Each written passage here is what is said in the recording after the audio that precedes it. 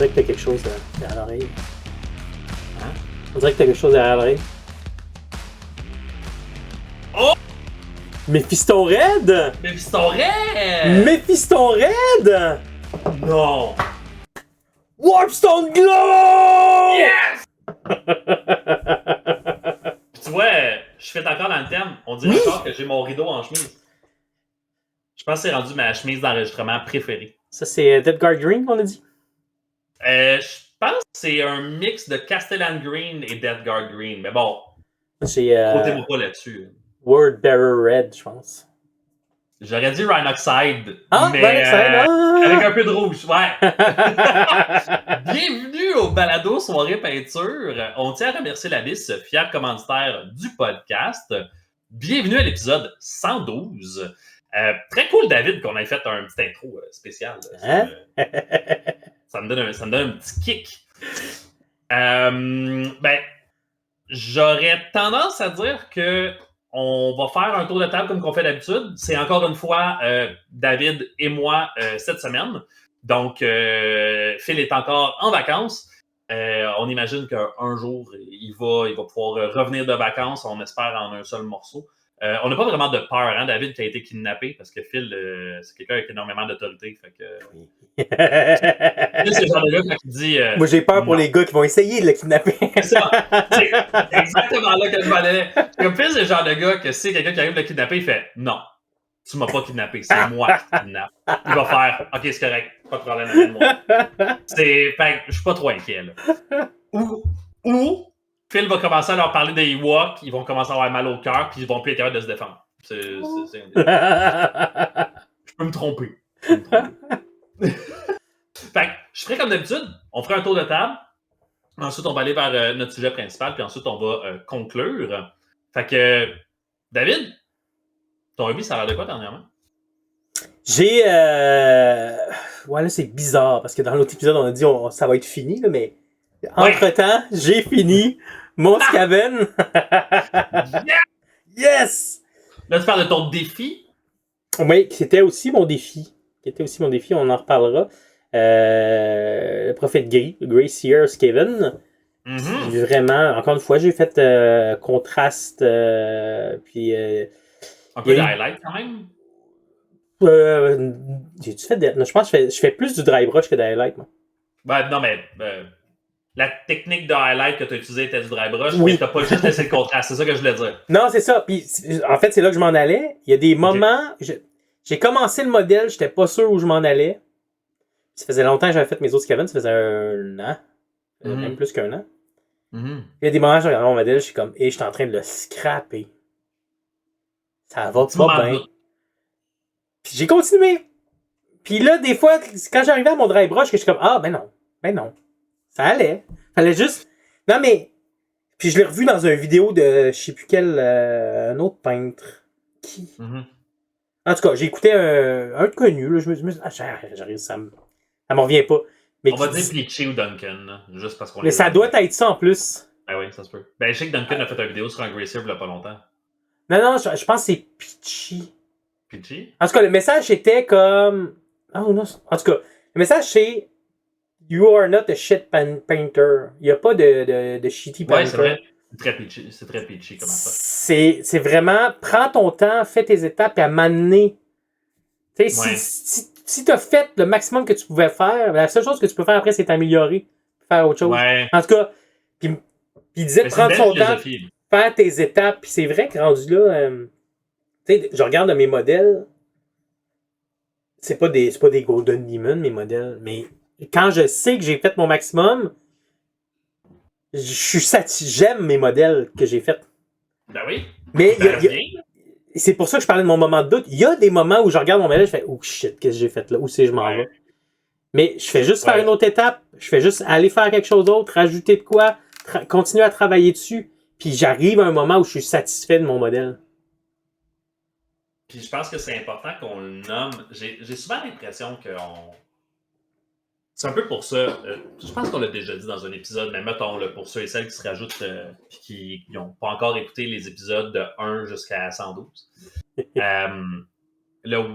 Le mardi PEC, le mardi de projet en cours, l'idée en arrière de ça, quand on l'avait lancé au départ, c'était de dire, des fois dans le processus, le modèle, il est pas beau. Des fois, lors du processus, c'est pas toujours cute. Des fois, tu es juste sur ton base code. Des fois, tu as juste ton petit contraste. Des fois, le contraste n'est pas égal. Des fois, tu n'as pas encore fait tes highlights. Des fois, tu n'as même pas fait de visage. Fait que tu as un Space Marine en armure qui paraît correct, puis tu as un visage tout blanc ou tout noir. L'idée du processus, c'est qu'à un moment donné, il y a des étapes qu'il faut qu'ils se fassent. De juger avant la fin de ces étapes-là, ben, c'est de te porter un jugement qui est vraiment trop expéditif. Puis, je pense qu'il y a comme cet aspect-là de... je veux pas dire de compétitivité avec soi-même, là, mais de... On doit bien faire les choses. T'sais, je dois réussir quelque chose. Je dois... performance, c'est ça le mot que je cherchais. Une espèce de complexe de performance de il doit être beau. Mais le problème, c'est qu'il y a des moments où est-ce que ton gâteau, il a pas l'air d'un gâteau. Il a l'air d'un tas de morve dans un bol. C'est de ça qu'il a de l'air, OK? Ouais. Fait que c'est à ce moment-là, tu te dis, ouais, mon gâteau, il sera pas bon. Il sera pas bon, il a pas l'air d'un gâteau. T'as raison. Finis la job, mets-les dans un moule, mets-les dans le four, bang! Le four, c'était highlight. Ouais. Mais souvent, ils disent... Ça prend le petit éclat de plus des fois. Ouais. La base, le rim. Ça prend juste ça des fois pour faire « Oh! OK, c'est ça qui me manquait. » Souvent, ils disent fais confiance au processus, trust the process. Puis c'est vrai que quand tu fais les étapes, quand tu suis la recette, tu arrives au résultat après. Le seul bémol que je mets à ça, à tous les gens qui donnent des formations de peinture, il y a des gens comme moi que quand tu leur dis trust the process, c'est pas assez. Ils veulent comprendre qu'est-ce qu'il faut qu'ils fassent confiance à. Puis si tu m'expliques, puis que je comprends pourquoi je m'en vais là, puis que je vais avoir un moment de doute, là, ça va bien aller. Tu fais juste me dire, fais-moi confiance, il y a un bout où je vais faire comme, je suis en train de paniquer, puis le fait que tu me demandes de te faire confiance, c'est pas assez. Ben, dans le fond, ce que tu es en train de dire, c'est que c'est un peu comme quand tu demandes à ton partenaire de vie, est-ce que ça va? Puis la réponse est, ben oui. Ça rassure pas. Non. Tout d'un coup, ça m'aide pas. Ouais, deux gars mariés, en couple depuis longtemps, qui jasent, là. Mais je comprends ce que tu veux dire, puis je pense que c'est... on pourra faire le tour quand on va être rendu à mon tour de table, là, mais c'est toute une... faire de la peinture, puis pousser ton niveau de peinture pour aller chercher la coche au-dessus, puis être satisfait dans le processus. On se rappelle que David, tu peins depuis... Moi, j'ai commencé chez Games Workshop en 2011. Tu commençais à peindre avant moi.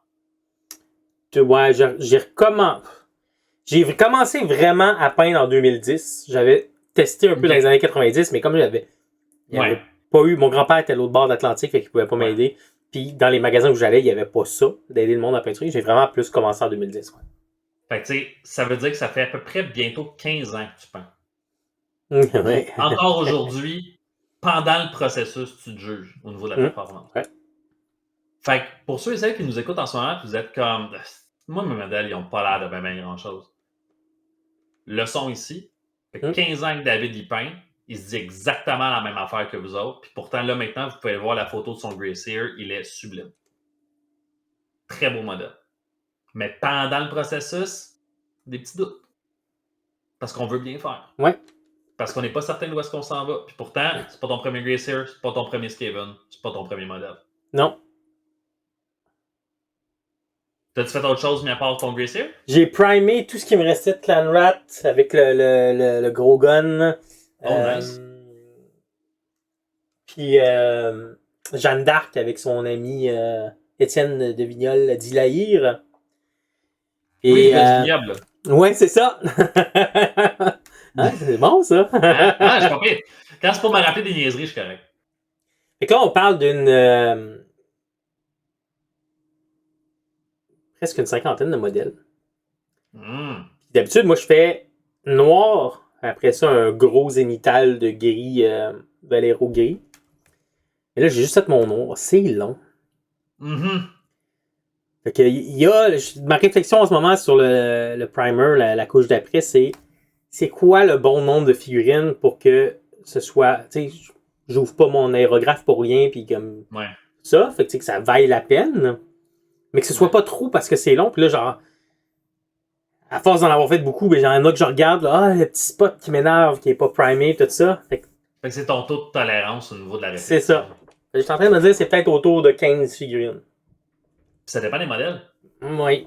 Parce que si ton 15 figurines, c'est toutes des Balrog ou des Bloodthirster ou des Archaon, c'est pas la même affaire que si c'est des Skaven. Ben des petits Clanrats.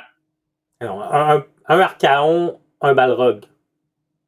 Plus que ça, non.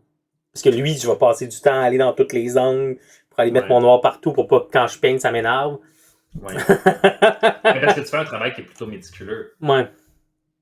Au niveau de ton primer, au niveau de ta couche d'après. Mais tu vois, moi, j'ai tendance. Je me fais des. Ma blonde, elle trouve ça tout le temps drôle. Je me fais des vagues de primer. OK. Fait que moi, j'assemble l'armée, la prime au complet.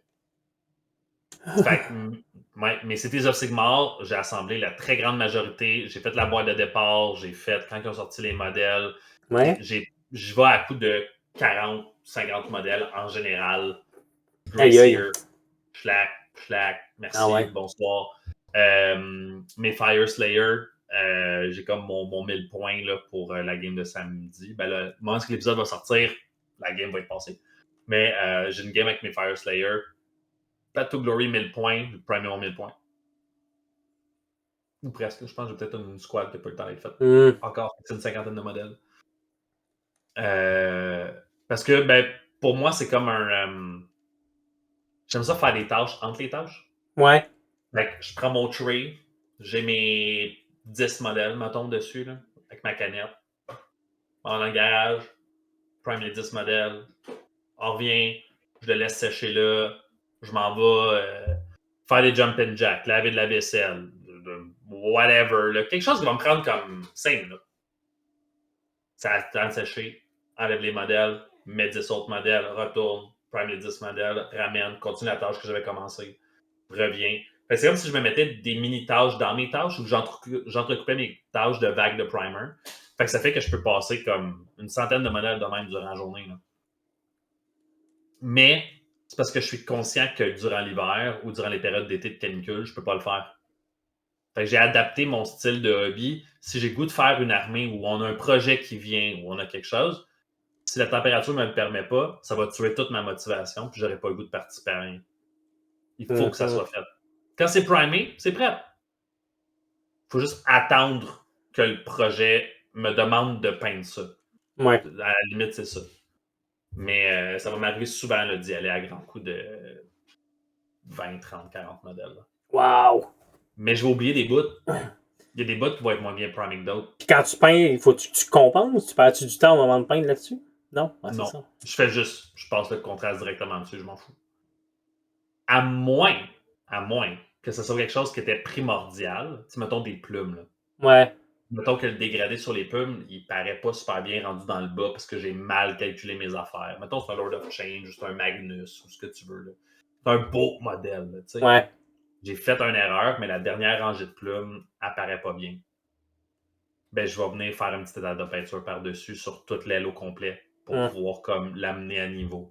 Ça va m'arriver. Mais c'est plutôt rare. Il y a aussi le fait que je pense que inconsciemment, je sais là où mon contraste va avoir besoin d'être. Vu que je peinture beaucoup avec contraste, on dirait que mon cerveau va toujours là. Mais tu sais, mes Fire Slayer, j'ai des... Là, on ne le voit pas super bien, là. Mais, hey! Pour une fois, mon focus, il fait quelque chose qui a du sens. Donc, pour ceux et celles qui nous regardent par vidéo, qui ne font pas juste nous écouter, je viens de montrer un Fire Slayer. Et la plupart de mes Fire Slayer, ils ont un petit bout au niveau du underbelly. Là, quand tu passes les côtes pour aller vers le belly, puis il y a comme la barbe par-dessus, il y a comme ce petit bout-là des côtes qui n'est pas égal au niveau du primer. Ah, OK. Ben, je m'en fous. Il y a une barbe par-dessus, il y a une ceinture en dessous, il y a 2 armes, il y a un bouclier. Tu le regardes, tu vas le voir. C'est à la table, tu le verras pas. Ouais. Puis, ma barbe, Christy, est jaune-orange. Il n'y a aucune chance que la partie qui va te spotter, là, ça sera pas le underbelly avec du Gilliman Flèche moins égal à cause du primer. Ça va être la barbe jaune-orange qui va te striker en premier. Ouais. Fait que, mais ouais, c'est le niveau de tolérance à la répétition. Puis je pense que c'est aussi une déformation professionnelle. Quand je travaillais chez Games Workshop, tu primais 100 démos Marine à la semaine. Oh! Ouais, c'était... Tu disparais un samedi dans le garage, puis tu allais faire ton primer là, durant 1 heure. Là, c'était... Ouais. Exagère, là. Mais c'était pas rare qu'il fallait aller primer des modèles, puis tu disais, OK, ben là, il va falloir aller primer 100, 200 Marines, là. Fait que là, il fallait tes assembles, ces Christy de 100, 200 Marines, là, puis après ça, tu allais les primer. Fait qu'à un moment donné, comme... Tu sais c'est quoi ton niveau de tolérance, puis tu sais que quand t'es rendu à ton deuxième tray, là, fait que maintenant, après 20, là, tu prennes une petite pause. Prends un petit 10-15, là. Va sur Facebook, parle avec quelqu'un, envoie un message, demande à ton partenaire de vie s'il va bien. Il dit ça va. Tu sais, juste changer le mal de place. Ben oui. Fait que quoi d'autre dans ton hobby? Ben mon hobby, c'est pas... Fait que là, j'ai pas eu mon stock, il faut que je fasse ma deuxième couche, mais là, je vais diviser ma pile pour faire mon gris. J'ai reçu et monté mes sorts permanents, mes Endless-Spell. OK. Ça, c'est fait. J'ai commandé Niveau de la Cité Miroir parce que j'avais pas les premiers Skaven qui ont sorti. Oh, très cool! Ils sont montés. OK. Puis, pour le hobby, c'est ça, mais hobby adjacent. Hey, j'ai une petite question, David, juste avant que tu continues, je m'excuse. Là, les gens qui nous écoutent vont trouver ça extrêmement drôle. Mon Discord a complètement buggé, ça a disparu, puis c'est comme revenu. Le son n'a rien changé. Au niveau de l'épisode, est-ce qu'on est encore correct? Est-ce que toi, tu as vu un changement? Est-ce que ça a changé quelque chose? J'ai vu ton écran flasher noir, mais j'ai pas senti... OK. Ça va être correct. On va faire un coupage dans l'editing. Sinon, ce bout-là sera très drôle. Les gens vont faire comme... Oh, ben oui. Quand Phil n'est pas là, j'ai pas le choix d'être à mon affaire. J'ai une raison de moins de ne pas être à mon affaire. Les jouets du direct? Oui, non, mais moi j'adore ça. J'adore ça. Juste avant qu'on enregistre, en plus, je me suis fait livrer ma poutine. Fait que j'ai côté ici. Mais j'avais prévu le coup, je m'étais dit, si ma poutine elle arrive pendant qu'on enregistre, ça va être très drôle. Moi, j'aime ça, les jouets du direct. Je vis juste pour ça. Fait hobby adjacent. Oui. Je suis allé aux Fêtes de la Nouvelle-France dans la belle ville de Québec. OK.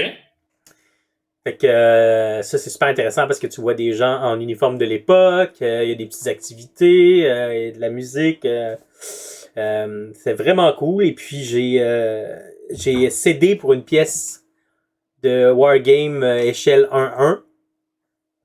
Je me suis échelle 1-1, c'est quoi exactement, échelle 1-1? C'est une personne, une figurine, un soldat.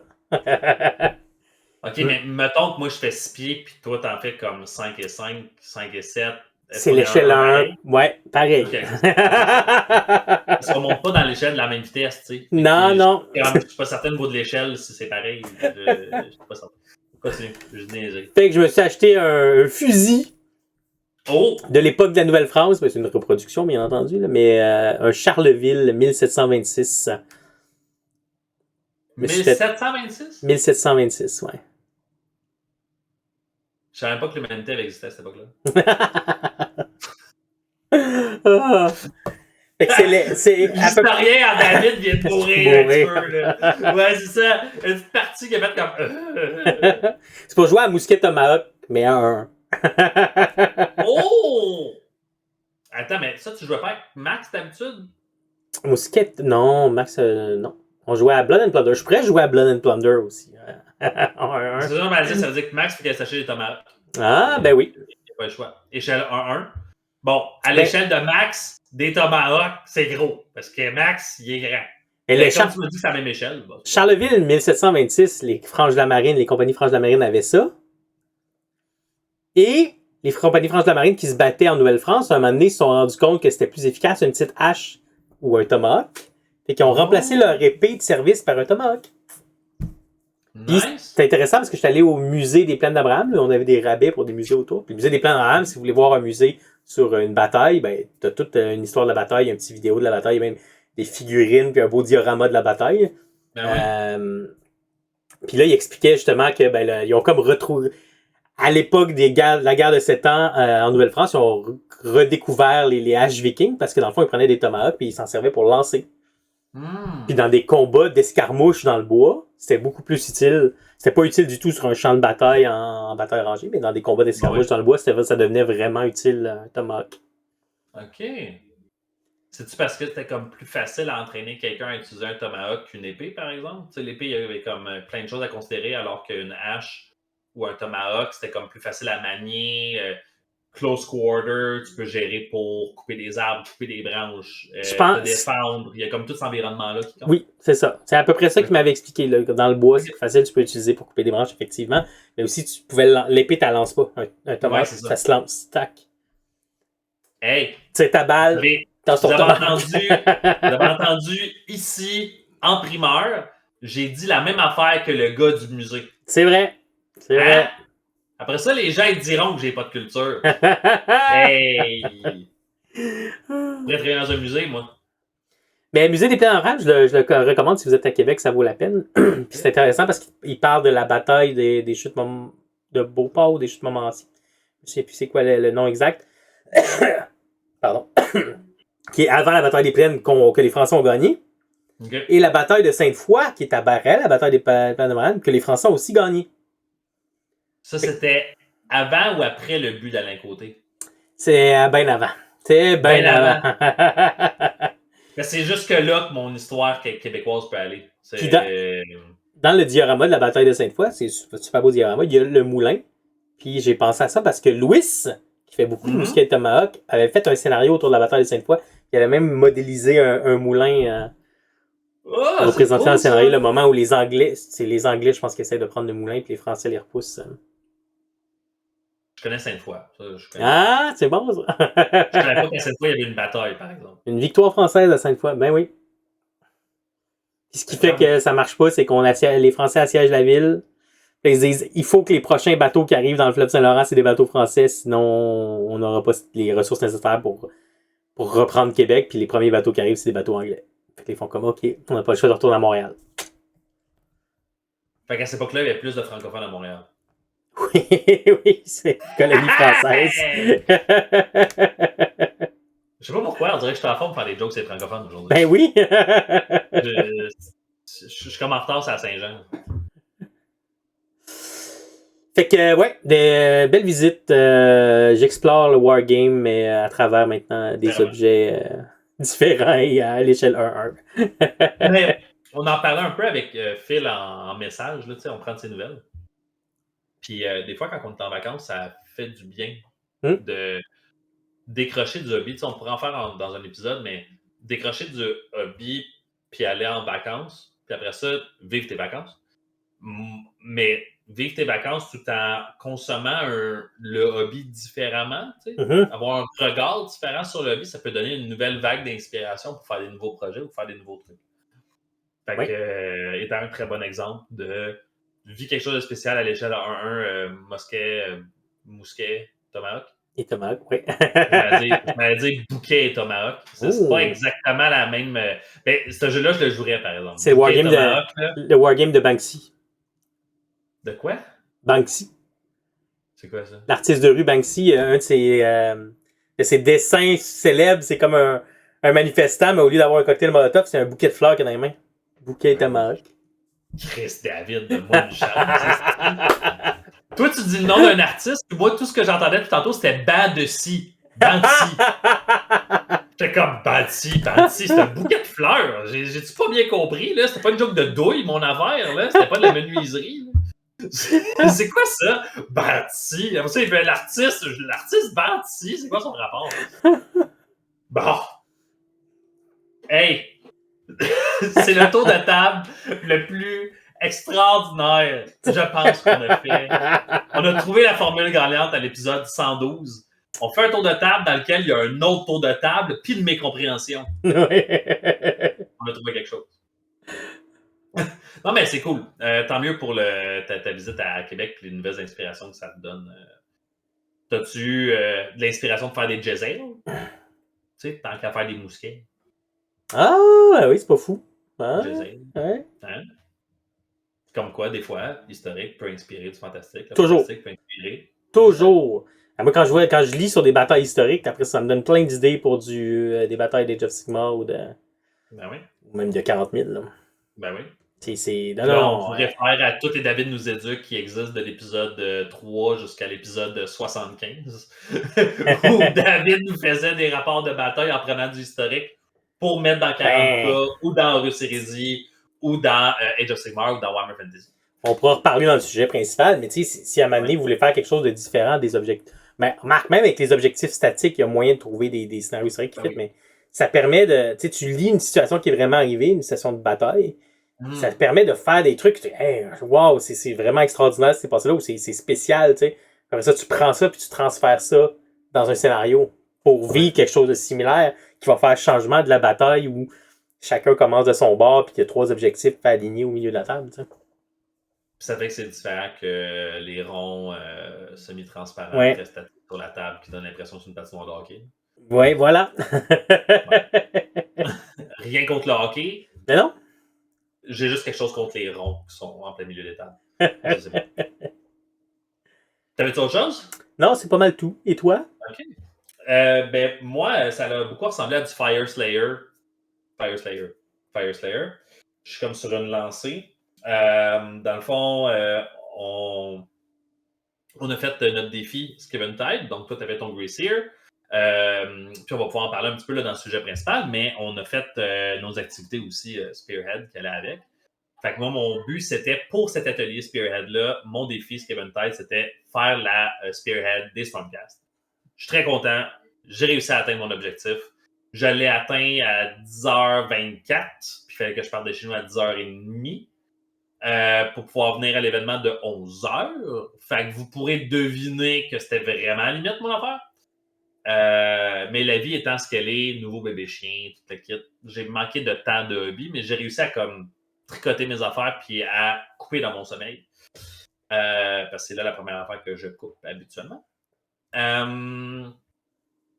J'ai réussi mon défi Skiventide, j'étais vraiment content.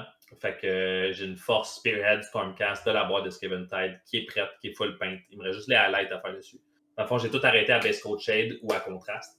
Puis j'ai pas fait de highlight. Fait qu'après ça, je vais pouvoir revenir faire des highlights. Suite à ça, ça m'a amené à vouloir faire une Spearhead Fire Slayer. Puis on a un de nos amis, Xavier, qui a vraiment aimé, il est venu jouer Spearhead puis Age of Sigmar 4.0 avec nous à l'événement. Puis ça a comme donné l'envie de faire une petite campagne, là, un petit Path to Glory avec une gang.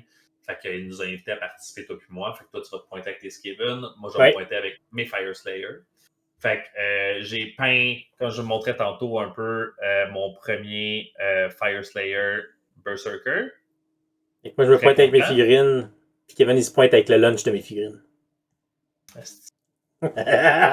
J'ai mon prince, mon Rune Sun. Ouais, là, le focus, il y a un petit peu de misère. Mais dans le fond, je voulais un Fire Slayer différent pour faire un Rune Sun. Les autres Rune Sun de mon armée, les autres princes, si vous voulez, les héritiers, ça pourra être les modèles officiels de Rune Sun qui viennent avec le Magmadra. Mais je voulais que celui qui est de mon armée puisse représenter son histoire. Puis je voulais faire un Rune Sun qui est plus âgé. Ça fait longtemps qu'il est là. Il s'est ramassé plein de tâches, il s'est ramassé plein d'affaires, plein d'accolades, plein de prestige, plein de sagas, plein d'histoires. Mais Christy, son père, il meurt pas. Le roi meurt pas. Il meurt pas. Puis là, quand j'ai bâti l'histoire, j'étais comme, OK, mais mettons, il mourrait d'âge à un moment donné, tu sais. Fait qu'est-ce que l'histoire de ce personnage-là, c'est, ben, il est tellement fort à la guerre, mon Rune Father, mon père de mon clan, que personne ne le tue. Puis en âge, ben, il est pas prêt de mourir bientôt, fait que ça va pas bien. Puis je me suis dit, non, comble de tout. Moi, dans le fond, mon clan de Fire Slayer, c'est un clan que j'ai choisi parce qu'il croit aux alliances, le travail de communauté. Fait que dans le fond, au lieu de juste prendre de l'argent, parce que les Fire Slayers sont connus comme étant des mercenaires, dans le fond, les Fire Slayers, on les paie en or, et l'or qui est utilisé habituellement, dans cet or-là, il y a ce qu'on appelle du Urgold, qui est de l'or spécial que seulement les Fire Slayers reconnaissent. les gens qui verraient ces pièces d'or-là ou cet or-là ne feraient pas la différence entre une pièce d'or de Urgot et une pièce d'or normale. Le Fire Slayer, lui, il fait la différence. Juste de le voir, de l'entendre, de le sentir, c'est assez pour qu'il le sache. Ça, c'est un morceau du dieu mort Grimnir qu'eux tentent de ramener à la vie. Donc, parenthèse de Fire Slayer. Mon clan, c'est un clan qui croit que c'est pas seulement le paiement qui est important, ils sont prêts à prendre des promesses de paiement, ce qui est très peu nain. C'est pas très apprécié de la part des autres clans. Parce que les autres, ce qu'ils disent, c'est ils vont nous payer un jour. D'une façon ou d'une autre, ils vont nous payer un jour. Mais je viens de me faire des alliés qui savent que je n'ai qu'une seule parole. Donc, quand le chaos va se repointer le bout du nez, il n'y aura pas juste moi qui va vouloir les affronter. C'est comme ça qu'on va éradiquer le chaos. Oh. C'est quand on travaille tous ensemble. Je trouve ça super beau, je trouve ça super cute. Je trouve ça hot parce que d'un point de vue mercenaire, ça montre qu'ils ont du cœur, qu'ils ont de l'honneur, qu'il y a quelque chose. Mais en même temps, ça démontre le fait qu'ils ne perdent pas de point. L'objectif, qui est les royaumes mortels devraient être libres du chaos, qui est l'objectif de l'ordre. Fait que j'étais comme, ça va me permettre de pouvoir travailler avec plein d'autres armées, de bâtir plein d'histoires différentes, et de même, à la limite, travailler avec des vampires. Des Skaven. Travailler avec des orques, jamais avec des Skaven. Et je me suis dit, comble de l'histoire pour mon Path to Glory, qu'est-ce qui serait encore plus hot qu'un Runefather qui meurt pas parce que personne ne réussit à l'assassiner ou à le tuer, fait que lui, il n'aura jamais le trône. C'est que le Runefather a aidé les Sylvanettes puis il a reçu une bénédiction de vie éternelle. Fait qu'il va jamais mourir d'âge. Puis il va pas mourir parce qu'il n'y a personne qui a réussi à le battre. Fait que ce Runeson-là, il a fait genre, OK, ben moi, je m'en vais. Je quitte. Je m'en vais créer mon propre Magma Hold.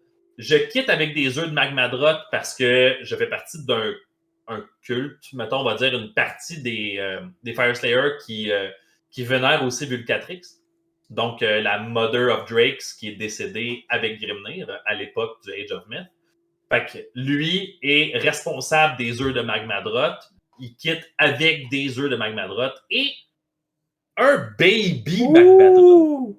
Ouais, là, on le voit pas. Ah, ouais. On le voit pas. Et que là, Kevin nous montre une figurine de bébé Magmadrot qui venait dans le bois de Warcry, si je me trompe pas. Exact. Puis mon Runeson, c'est le gars de la boîte de Warcry. Ouais. Fait que dans le fond, ce que je fais en ce moment, c'est que j'ai peint lui. Mon Runeson va avoir une garde d'honneur. La garde d'honneur ne va pas toujours être déployée. Je me suis un peu inspiré d'un de nos épisodes où est-ce que tu avais mentionné qu'il y avait des gardes d'honneur qui n'étaient pas toujours déployés. Fait que c'était vraiment spécial quand il était envoyé. Je pense que c'était avec Napoléon. Je suis comme pas trop. Oui, la garde impériale, oui. Bon. Fait que j'ai gardé ce principe-là pour pouvoir dire que les nains qui sont dans la boîte de Warcry, ça va être mes gardes d'honneur. C'est pour ça qu'ils ont un look très différent de toutes les autres. Quelle bonne idée. Fait que je vais utiliser les statlines qui existent déjà pour les Earthguard Berserker. Fait que c'est déjà des statlines qui existent, mais le look est complètement différent parce que c'est la garde d'honneur. Fait que comme ça me permet de pouvoir différencier ma garde d'honneur de mes modèles normaux. Et pour faire du pouce là-dessus, je me suis dit, David avec ses Skaven va vouloir courir après mes Fire Slayers. Il va vouloir me voler mon baby Magmadrot. C'est sûr et certain. Ça aurait du sens que mon armée ait besoin ou envie de protéger les œufs des Magmadrot, parce que si tu vas aller fonder un Magma Hold, ben ça te prend des Magmadrot. Ça te prend des beasts. Puis comme tu es un vénérateur de Vulcatrix, ça aurait du sens que tu en veuilles avec toi. Fait que je me suis dit, OK, je vais peindre un Magmadrot. On va se faire des scénarios cool, dont un de ces scénarios-là, ça va être une course au Magmadrot. Comme ça, les Skaven vont vouloir faire ce qu'ils veulent avec le Magmadrot. Mais au moment où Magmadrot, il faudrait qu'il vieillisse. Il faut qu'il évolue. Oh! Fait qu'à travers les batailles, j'ai acheté le modèle de la Basilisque. Non, c'est peut-être pas Basilisque le nom, mais ça a l'air d'une. C'est le Spawn of Chotek, des Séraphons. OK. C'est une espèce d'énorme salamandre qui crache du feu. Fait que c'est un gros lézard. Mais qui n'est pas gros comme un Carnosaur ou un Stardrake ou un Magmadrot. Il est plus petit. Fait qu'il est comme entre le baby Magmadrot puis le Magmadrot. Fait que je me suis dit, Mais c'est le modèle parfait. Il va pouvoir représenter l'étape d'évolution entre le bébé Magmadrot, l'étape adolescente un peu weird, où est-ce qu'il a l'air un peu différent, parce qu'il vieillit. Puis après ça, pow! Magmadrot. Fait que là, je vais avoir mon bébé Magmadrot qui va vieillir, qui va devenir un jeune adulte adolescent Magmadrot. Puis après ça, l'adulte Magmadrot avec le modèle. Fait que là, j'ai aussi acheté la team de Warcry pour une deuxième fois. Pour faire plus de garde d'honneur. Ouais. Wow. Plus de garde d'honneur. Et reprendre le Rune Sun qui est dans la boîte. Donc, ben, celui que moi j'utilise comme étant un Rune Sun. Prendre lui, puis le mettre sur le Magmadrot. Oh wow! Quelle bonne idée! Pour faire l'évolution du baby Magmadrot, moyen Magmadrot, gros Magmadrot, avec le Rune Sun sur le dessus. C'est très cool. Pour qu'il puisse se ressembler, pour montrer l'évolution de l'aventure de mon héros dans son Path to Glory. Fait que Path to Glory a des règles encore qui sont très, très généralistes en ce moment, mettons. Mais j'étais inspiré et j'avais envie de faire quelque chose de spécial juste pour mon armée pour pouvoir dire ça, c'est mon Path to Glory, puis il n'y en aura pas un deuxième de pareil. Il peut y avoir plein de joueurs Fire Slayer, mais il n'y aura pas un deuxième Fire Slayer avec la même histoire, avec les mêmes modèles, avec la même inspiration que moi. C'est comme une façon pour moi de pouvoir le rendre unique et de me motiver, même si le concept de Path to Glory est encore un peu généraliste en ce moment. Fait que c'était pas mal ça, mon hobby.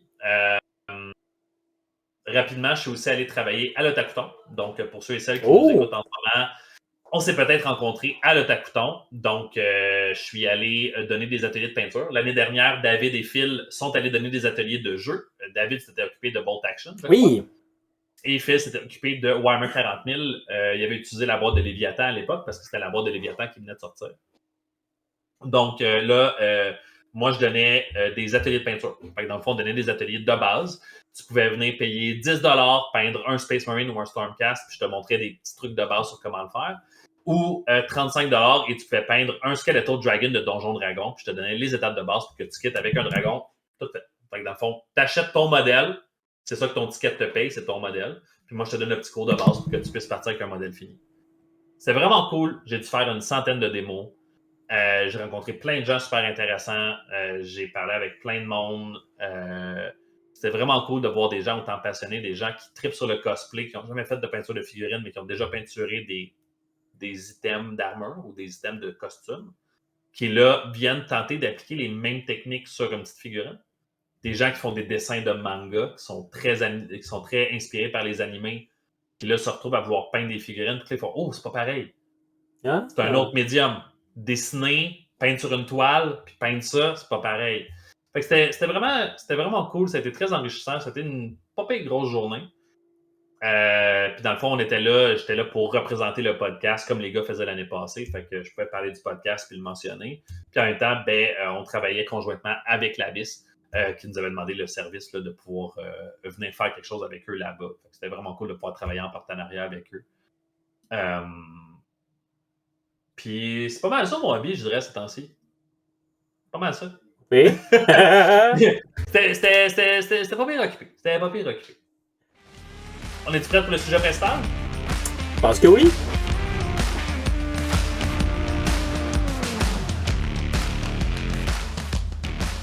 Yes! Bon, là, j'ai tapé un peu dans mes mains. Fait que si dans le micro, ça a tapé fort puis qu'il y a des gens à qui j'ai fait mal au tympan, je m'excuse. Je vais pas le refaire. Je suis vraiment désolé. Sujet principal pour aujourd'hui, on fait un petit retour sur Spearhead, qui est un nouveau mode de jeu dans Age of Sigmar 4.0. J'ai pas d'éléments à côté de moi là, pour pouvoir vous montrer c'est quoi, mais dans le fond, merci David. Spearhead, maintenant, a un mode de règlement, mettons, on va dire, là, un contexte de règlement qui est Fire and Jade ou Feu et Jade, que David a. Le feu et le jade. Oui, le feu et le jade. Le jade? Pas weird, ce serait la jade? Non, le jade. Jade, si tu parles d'une fille qui s'appelle Jade, c'est la jade, mais le jade, c'est la. C'est masculin. Hey, ça se peut, c'est la première fois que j'entends ce mot-là dit de cette façon-là. Fait que dans le fond, on a essayé avec notre dernier événement qui était le Skeventide Showcase de pouvoir essayer les règles de Spearhead. Fait qu'on a eu comme une douzaine de personnes qui sont venues. On a joué à Spearhead, on a pu tester les règles. David a eu un super de beau match-up, Skaven versus Skaven. Oui. Fait qu'il a pu doublement vérifier les règles de Skaven. On a pu tester c'était quoi les règles, on a pu expérimenter en masse, c'était vraiment cool. On a fait, il y a 2 Spearhead Skaven, on a fait 2 différentes. C'est vrai, parce que dans le fond, ce qu'il faut comprendre, c'est que je pense que ça vaut la peine, David, tu veux expliquer un petit peu c'est quoi le concept de Spearhead? Juste pour être sûr que les gens qui nous écoutent comprennent. Dans le fond, fer de lance, Spearhead. Je savais quand je t'ai passé la parole, j'étais comme, je suis fait. Et quelle erreur t'as faite, hein? Je sais. Et quelle erreur. C'est qu'ils vont te donner une liste déjà faite. Tu choisis pas ton armée, il n'y a pas de points. Tu choisis ton armée, mais tu choisis pas ce qu'elle constitue. Oui, pardon, oui, c'est ça. Fait que mettons, tu prends les éternels de l'orage, les Stormcast, etc. Oh my fucking god. Oh. Je m'excuse, David, je suis un peu mort en dedans. On m'a reforgé, puis je suis encore nauséeux. Tu as perdu une partie de toi dans le reforging. J'ai perdu une partie de moi, puis c'était pas la partie qui était dégoûtée. Elle est encore là. Fait que le fer de lance, t'as ce qui est écrit là. Fait que par exemple, pour les Stormcast, le Seigneur Vigilant sur Griffe Rôdeur, le Seigneur Végitant, 3 Prosecuteurs, puis 5 Libérateurs, puis c'est tout. Là, tu choisis après ça, dans les règles qu'ils t'offrent, t'en as qui viennent automatiquement, puis après ça, tu peux choisir des aptitudes, des optimisations. Puis c'est ça que tu joues. La seule partie optimisation, choix que tu fais, c'est choisir entre tel artefact, telle habilité, puis telle habilité. Puis, comme ils ont basé ça sur les boîtes qui existaient déjà sous un autre nom avant Spearhead. Vanguard. Les boîtes de Vanguard deviennent des boîtes Spearhead. C'est ça. Fait que là, t'as les Skaven puis les Stormcast qui avaient une boîte de Vanguard en dehors de la nouvelle boîte. Fait qu'eux, ils ont cette Spearhead-là. Puis dans la boîte de départ, il y a les modèles pour faire l'autre Spearhead. Fait que ça, c'est 2 armées où t'as 2 choix. Sinon, les autres armées, t'as un choix de Spearhead. Fait que dans le fond, si vous voyez des boîtes de Vanguard dans votre magasin préféré, la vis. J'ai dit que je ne retaperais plus dans mes mains. J'ai jamais dit que je ne toucherais pas. C'est vrai? Je suis un gars de parole. Quand même. Quand même. Ouais, c'est ça. Fait que si vous allez dans votre magasin préféré et vous voyez des boîtes de Vanguard, c'est les mêmes boîtes. Vanguard, Spearhead, c'est le même contenu, c'est la même chose.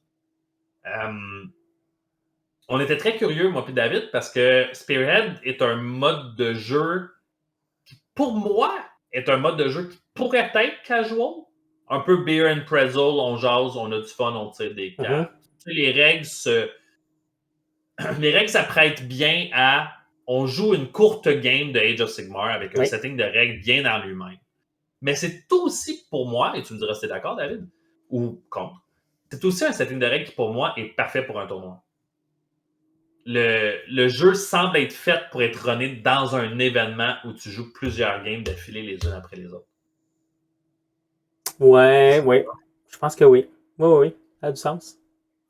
Quand j'ai joué à Spearhead, dans le fond, pour être sûr que vous compreniez, David a parlé un petit peu de la constitution de l'armée, mais le jeu en tant que tel, quand tu joues, tu choisis si tu joues dans le Realm of Fire ou le Realm of Life, donc feu, jade. Oui. Et il y a des paquets de cartes qui sont les paquets de cartes de tes objectifs. Ça, à tous les tours, tu vas piger des cartes, puis tu vas remplir ta main qui va te permettre de pouvoir déterminer si tu peux accomplir ces objectifs-là ou pas.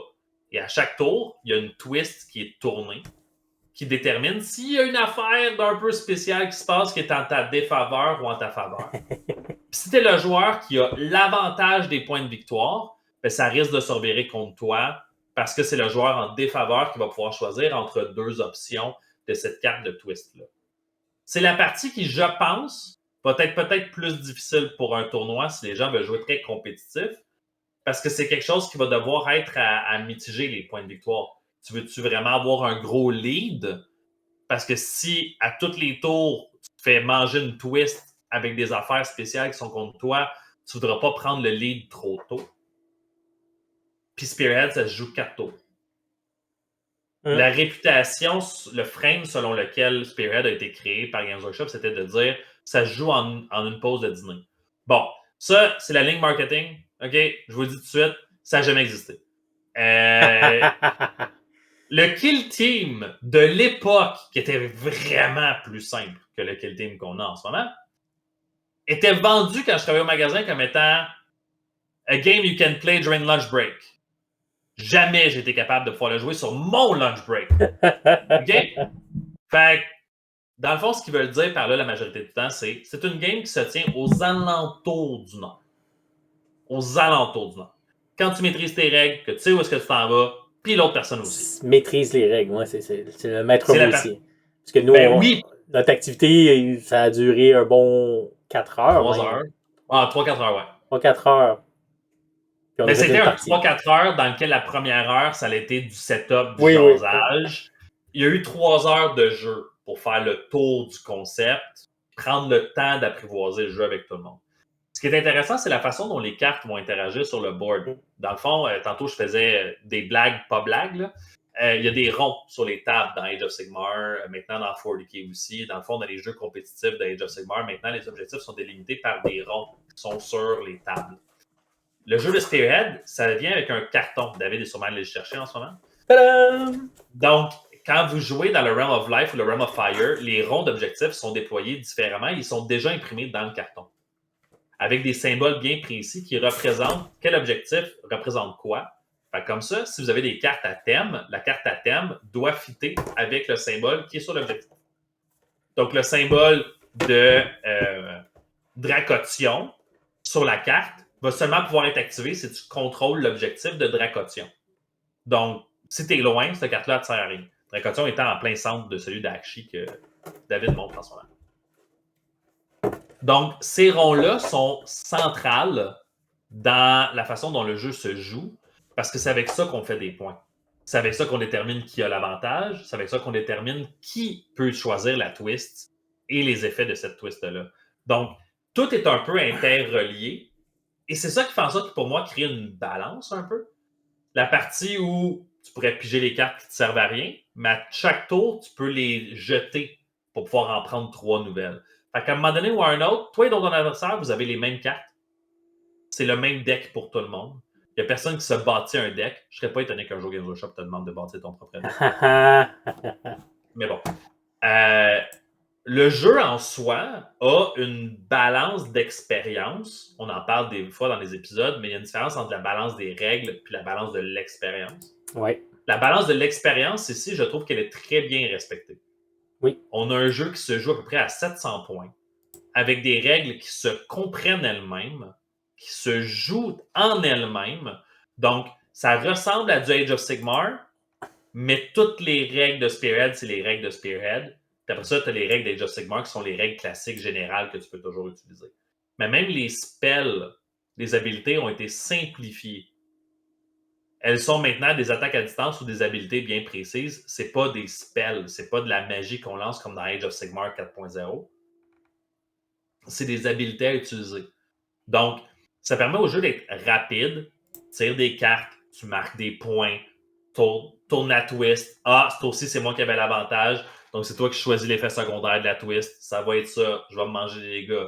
Ou je vais être moins efficace. Ou mon armure est plus rouillée. Ou toi, tu as joué contre des Skaven. Moi, j'ai joué avec mes Stormcast contre des Skaven. Puis nous, on jouait dans le Realm of Life. Moi et Sébastien, on jouait dans le Realm of Life. Toi, tu avais pris Akshi, je pense. Oui. Fait que, je sais pas toi comment ça s'est passé. Mais moi, de mon côté, beaucoup des cartes de twist qu'on a pigées, ça a été on prend des wounds, on roule des dés pour les unités. Ceux qui sont sur des objectifs, ils arrivent à l'affaire.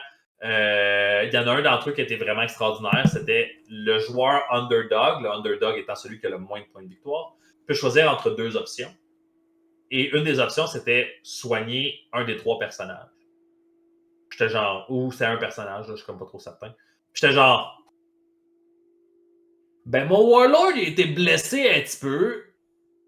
Moi le soigner. Fait que j'ai soigné mon Warlord, qui est revenu presque full health.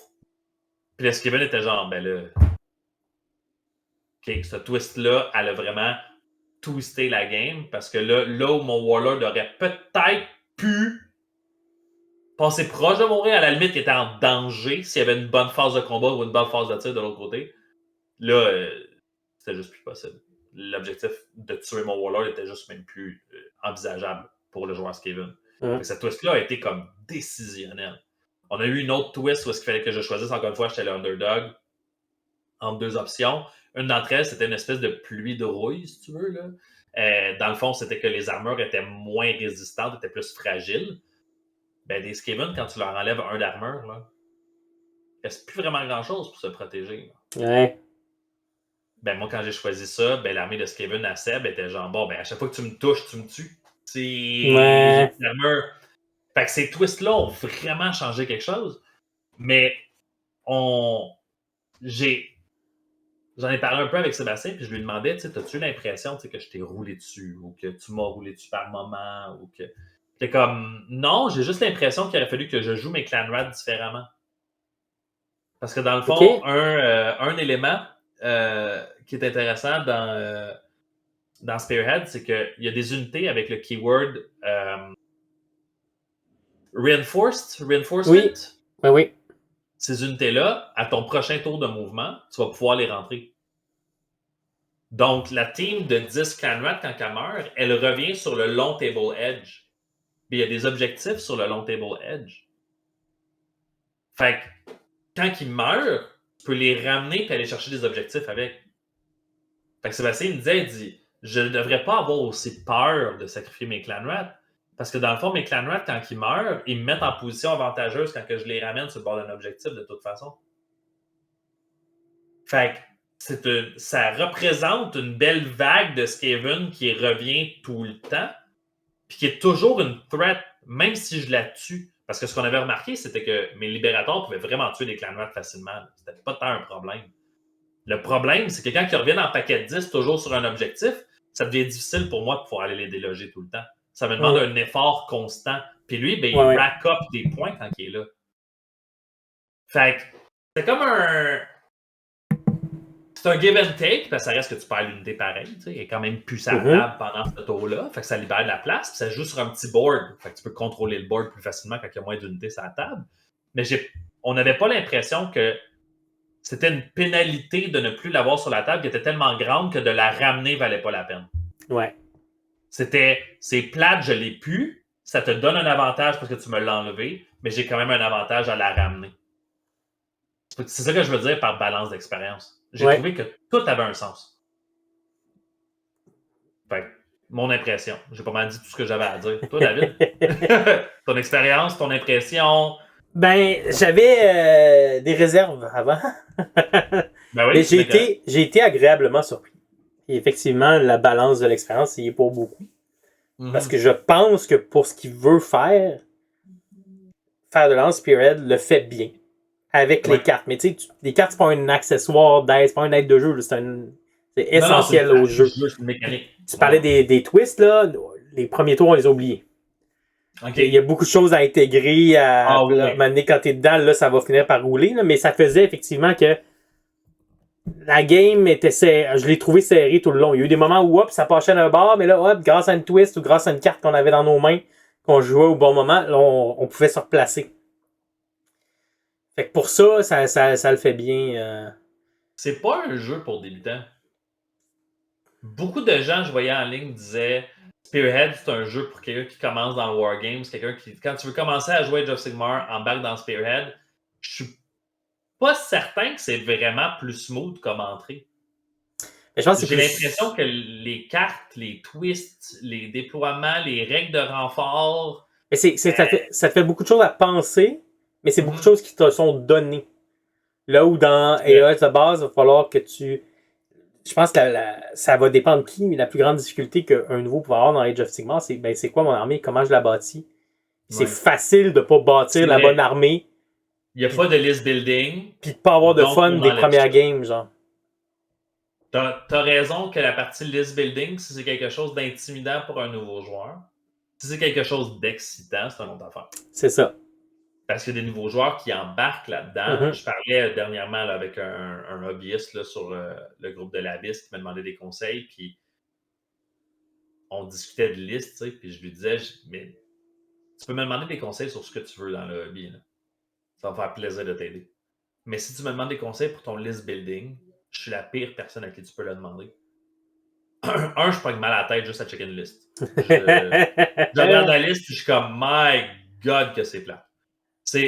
Pour moi, c'est la même affaire que quand je travaillais au magasin puis que les gens venaient me demander leur liste de tournois, qu'est-ce que j'en pensais. Puis j'étais comme, ça fait 20 minutes que tu parles, puis t'es encore en train de me nommer tes artefacts, tes warlord traits, tes unités, dans quel transport ils sont. J'ai l'impression que quand quelqu'un m'explique une liste, tu sais là, le gars, je pense que c'était dans Chuck. Le meme du gars qui pointe le tableau, là, puis qui est comme... Ah, ouais. Tu sais, c'est le même, puis là, il y a comme plein de fils rouges qui se touchent pour montrer à quel point c'est simple. Tout le monde est contre nous autres, c'est une conspiracy, whatever, là. J'ai l'impression que ça me prend un tableau blanc avec des ficelles rouges, avec des photos de journal pour pouvoir m'expliquer comment la liste fonctionne. Ouais. Parce que une liste, ça a une chimie, ça a une cohérence, ça a quelque chose qui la fait vivre, qui fait qu'elle est fonctionnelle et qu'elle est efficace. Spearhead n'a pas ça. Spearhead, la liste comme qu'elle est déterminée pour toi, elle a une chimie, elle a une force, elle a un rôle. C'était très clair pour moi en jouant mes Stormcast que même si mon Griff... c'est quoi? C'est pas Griff Charger? Griffon? Griff Crow. C'est mon Griff Crow, je pense. C'est ça le nom. Même si c'est un Lord qui est fort, je ne peux pas me permettre de l'envoyer contre n'importe quoi, n'importe qui, n'importe qui. Le Claw Lord à Sébastien sur la bébite, là, un de ses artefacts lui permet de pouvoir choisir des armes puis de rajouter des dégâts crit dessus. Ça fait en sorte que quand il pogne des 6 sur des hits, ben il fait des Mortal Wounds. Ouais. Ben quand tu peux me tirer avec un gun puis me faire ça à distance, je peux pas me permettre de sortir mon Lord puis de le mettre n'importe où sur la table puis de pas réfléchir. T'as pas beaucoup de ressources sur la table. Fait qu'il y a un aspect tactique à comment ta liste tu la joues. Parce qu'il y a des unités qui vont revenir. Puis c'est souvent les unités qui sont de base ou qui sont utilitaires. Chez les Stormcast, c'était 5 Liberators puis les 3 Prosecutors. C'était les 2 unités que je pouvais ramener. Ce qui est super bon, ce qui est super intéressant. Ça m'a permis de gagner la game sensiblement. Parce que c'est des bonnes unités. Mais parce que j'ai vite compris c'était quoi leur travail à eux. Ouais. Mais mon Lord, si je l'exposais trop, si je faisais pas attention, j'aurais pu le perdre au tour 1,5. Puis perdre ce Lord-là au tour 1,5, ça me donnait pas beaucoup d'options pour pouvoir gérer le reste de la table. Puis les Rattlegar, il fait ça en tabarouette. Fait que c'était un bel apprentissage. Mais oui, je suis d'accord avec toi. Pour un débutant pour qui le list building c'est intimidant, Spearhead est parfait. Mais j'ai quand même... C'est peut-être juste moi. J'ai pas l'impression que Age of Sigmar est un jeu pour les débutants, tout comme 40K n'est pas un jeu pour les débutants. Je sais qu'ils essaient de faire des modes de jeu plus pour les débutants. Tu sais, là, Age of Sigmar 4.0, on a vu quand tu veux jouer, tu peux juste jouer avec les basic rules. Ouais. Mais les basic rules sont quand même du genre de centaines de pages, OK? Je veux dire, les basic rules sont pas si basic que ça. Je dis ça de même. Fait que c'est un investissement de temps et d'expérience quand même comprendre ce jeu-là. Puis j'ai pas l'impression que Spearhead est vraiment plus simple. Mais je suis d'accord avec toi quand tu dis qu'il y a quand même une partie de la mécanique qui t'est donnée. C'est les cartes. Puis c'est bien expliqué. Il y a des codes de couleurs, il y a des étapes à suivre. Si tu prends ton livre de Spearhead puis tu suis les étapes qui sont dedans pour chacun des tours, ça va bien aller. Il y a peut-être des petites erreurs que tu vas catcher ici et là, mais tu jouerais à Age of Sigmar 4.0, ça serait exactement la même chose. Ça va être le même ordre d'affaires ou presque. Tu vas faire des erreurs, tu vas réapprendre en corrigeant, puis tu vas rejouer, puis tu vas apprendre, puis ça va être correct. Fait que grosso modo, toi, Spearhead, t'en penses quoi? Verdict, thumbs up, thumbs in the middle, thumbs down?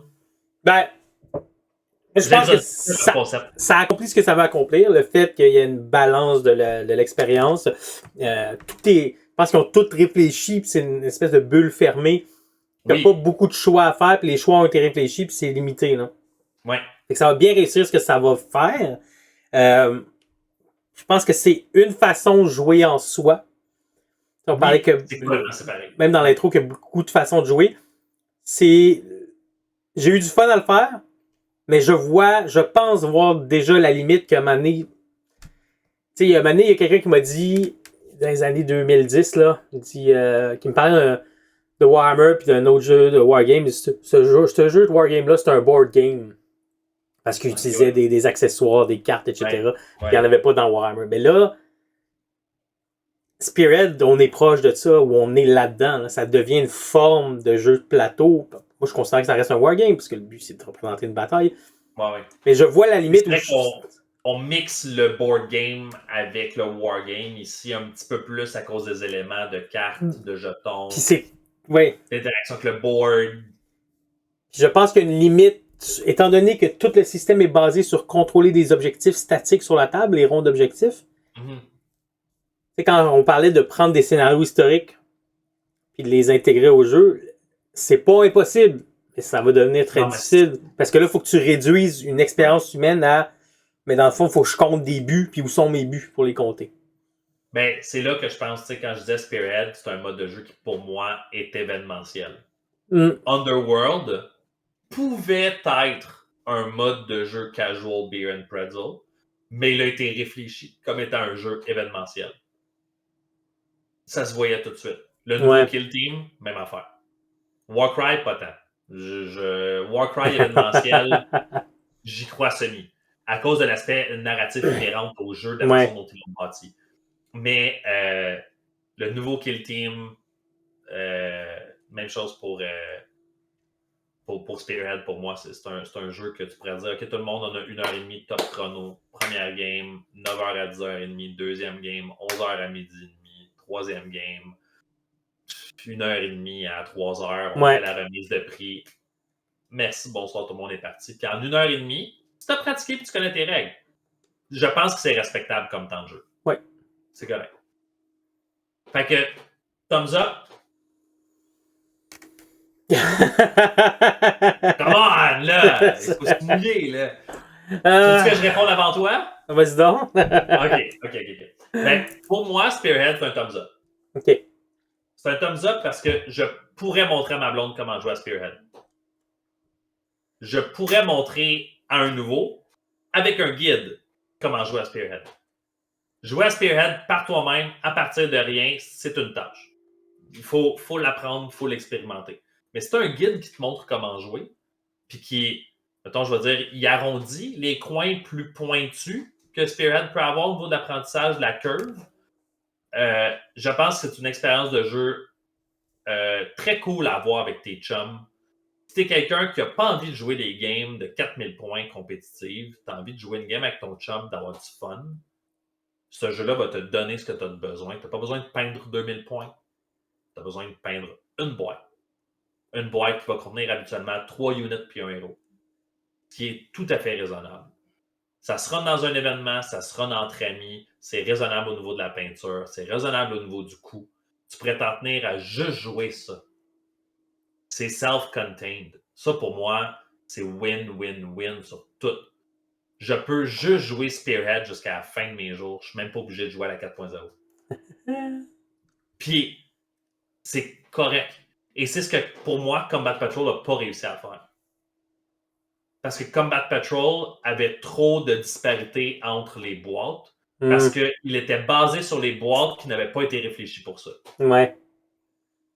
Je pense que la force aussi de Spearhead, c'est qu'elle arrive au moment où est-ce que les War Scrolls étaient déjà repensés pour la 4.0. Puis ils ont repensé les War Scrolls encore pour Spearhead. En plus de repenser les phases de jeu, puis les interactions entre les règles. Fait que, pour moi, Combat Patrol était un thumbs down à l'époque où je l'ai essayé à la sortie du jeu. Spearhead, je suis sorti de là en me disant, j'espère, s'il te plaît, que ça ne soit pas un Combat Patrol. S'il vous plaît, il ne faut pas que ça soit un Combat Patrol. Parce que j'avais été vraiment déçu de Combat Patrol. Puis là, maintenant que je l'ai essayé, j'ai en ce moment, sur ma table de travail, j'ai 3 Spearhead. Ouh. J'ai tellement trippé sur Spearhead que ça m'a donné envie de peindre une Spearhead Stormcast, c'est fait. Spearhead Firestayer, c'est en train d'être fait. Spearhead Seraphon, c'est la prochaine. Puis ça me fire up à faire plus de projets et à faire plus d'affaires qui, par la suite, pourront m'amener à faire des Path to Glory, puis des games plus narratifs, puis des projets. Puis que là, le concept qu'on parlait tantôt de prendre quelque chose à l'échelle humaine ou de plus inspirant ou qui vient d'un autre contenu que tu veux adapter pour Age of Sigmar, plus difficile dans Spearhead, ben, on pourrait le faire pour 1000 points de Age of Sigmar. Puis là, ce qui me manquerait, ça serait 2 units. Encore une fois, on a coupé les morceaux, c'est réaliste, c'est atteignable. Je me sens bien avec cette partie-là. Fait que pour moi, gros thumbs up pour Spearhead. Écoute, David, je me mouille, là, mais je me vois runner un événement de tournoi de Spearhead. Wow! Ouais. J'ai aimé ça au point de dire je suis prêt à me lancer là-dedans. Excusez-moi. Fait que est-ce que ça t'a aidé à déterminer si t'es thumbs up, thumb in the middle? Pouce au milieu. Moi, en ce moment, ça pourrait changer, mais ce que j'aime, c'est soit découvrir des nouveaux jeux. Ouais. J'ai eu du plaisir à le découvrir. Ou savoir pourquoi je vais me battre. Ouais. Fait que d'habitude, les jeux à scénario, les participation games, moi, c'est ça mon expérience narrative. C'est on fait une partie de la bataille de Waterloo, on fait une chevauchée de la guerre de 100 ans. C'est ça qui me fait triper. Ouais. Fait que Spirit va pas me donner ça. Il va me donner le moment où je l'ai découvert. Fait que ça, j'ai eu du fun. Puis je vais sûrement avoir encore du fun à continuer à le découvrir et à le maîtriser un peu. Mais il va arriver le moment où c'est ça. On va me dire, en fin de semaine, on fait un tournoi de Spirit. Puis je vais être comme, c'est mes amis, ça me tente d'y aller. Mais je vais être comme, Ça se peut que j'aille du fun le jour même, mais j'aurai pas la motivation. Parce que je sais pas pourquoi je vais me battre. Je vais juste faire une série d'affrontements après l'autre. Puis le gameplay, j'aime ça. Mais c'est pas ça qui m'amène mon fun. Ouais, je comprends. Fait que, pour moi, c'est comme jouer au colon de Catane une fois de temps en temps dans un chalet avec des amis, c'est le fun. Mais pour moi, c'est pas. T'as-tu dit Settlers of Catan puis fun? Ouais, une fois de temps en temps avec des amis, mais c'est pas.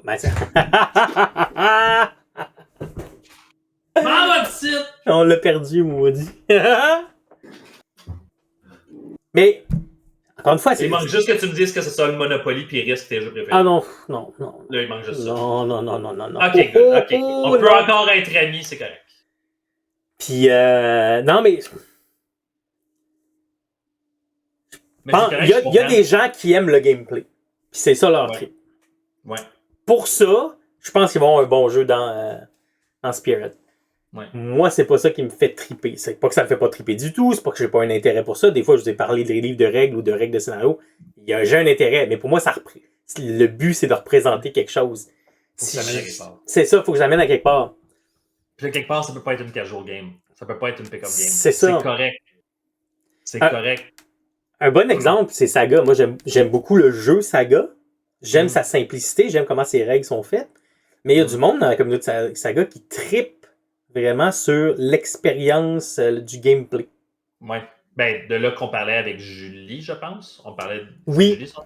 Oui. On parlait avec Julie de tournoi de Saga. C'est ça. Alors, on se disait, mais le jeu historique, habituellement, tu joues des événements narratifs, c'est très asymétrique. Il n'y a pas de balance de règles, OK, là, mais balance entre les armées, c'est pas toujours balancé. La Deuxième Guerre mondiale n'était pas balancée.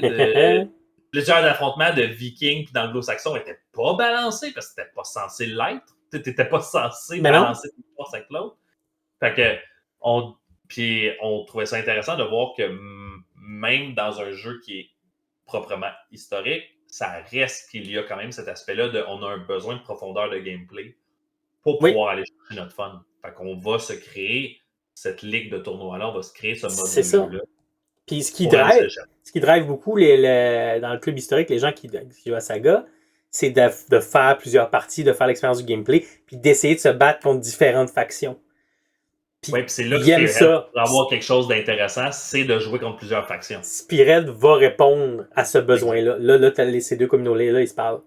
Ouais. Moi, j'ai pas ce fun. Mais non. Mais c'est pour ça que j'étais. Puis pour vrai, là, tu sais, souvent les gens, ils sont genre, ah ouais, mais avant les épisodes, c'est sûr que vous vous concertez, whatever.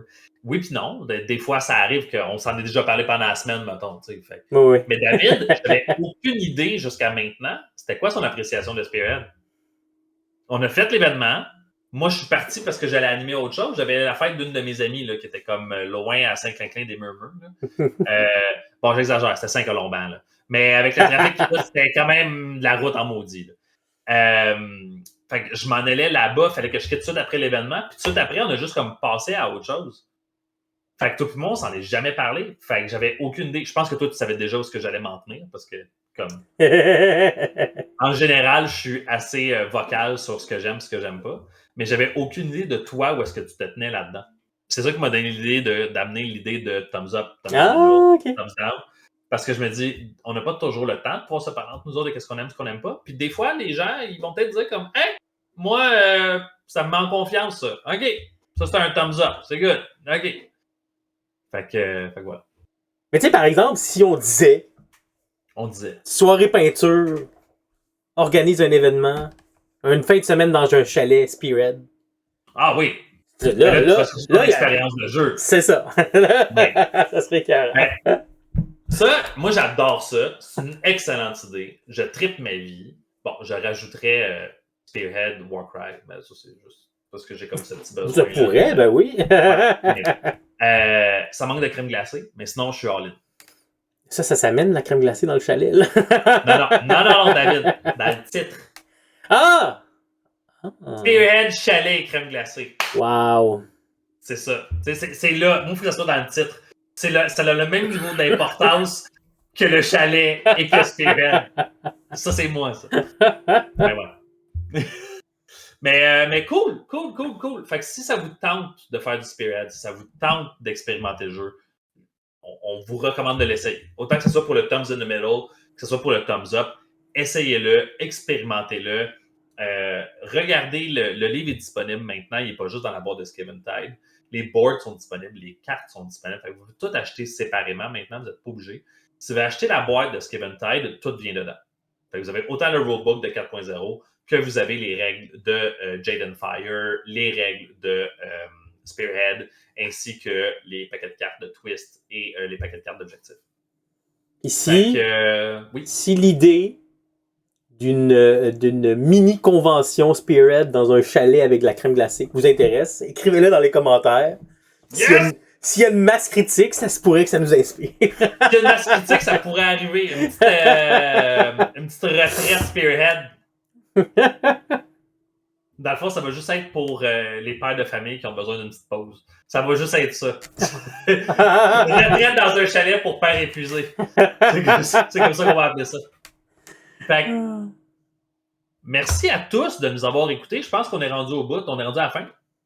Hey. On est rendu là.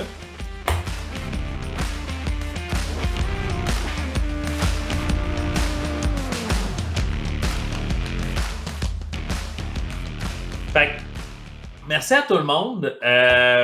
Très content de l'épisode d'aujourd'hui. On avait vraiment hâte de pouvoir vous revenir avec Spearhead parce que c'était vraiment quelque chose qu'on avait beaucoup parlé dans les derniers temps qui menait à la 4.0. Fait que j'avais vraiment hâte qu'on fasse cet épisode-là et qu'on puisse en parler. Si vous avez aimé l'épisode, gênez-vous pas. Vous pouvez nous mettre un nombre d'étoiles que vous trouvez justifié entre 5 et 5. Hey, c'est une suggestion. Vous en faites ce que vous voulez.